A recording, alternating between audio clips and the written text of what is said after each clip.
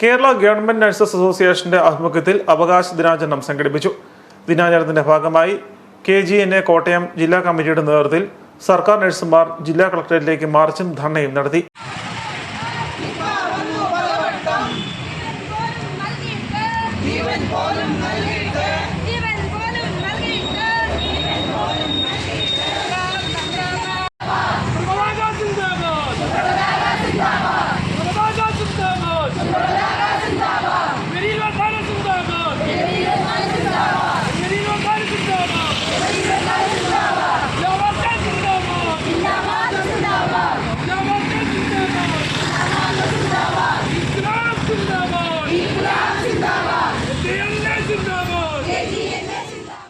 ജില്ലാ ആശുപത്രിയുടെ മുമ്പിൽ നിന്നും ആരംഭിച്ച മാർച്ച് കളക്ടറേറ്റിന് മുമ്പിൽ സമാപിച്ചു.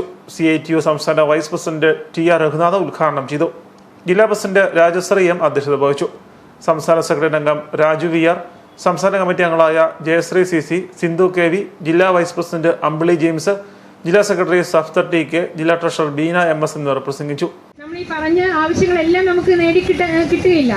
ഇതിങ്ങനെ 1957 കാലഘട്ടം മുതൽ ഓരോ സമ്മേളനങ്ങൾക്കും സംസ്ഥാന സമ്മേളനങ്ങൾക്കും നമ്മൾ നിവേദനങ്ങളായും പ്രമേയങ്ങളായും നൽകിക്കൊണ്ട് അതിൻ്റെ പുറകെ ഈ പ്രതിഷേധ മാർച്ചുകളും നിരാഹാര സമരങ്ങളെല്ലാം നടത്തിക്കൊണ്ടാണ് നമുക്കിങ്ങനെ പല കാര്യങ്ങളും നമ്മൾ നേടിയെടുത്തത്.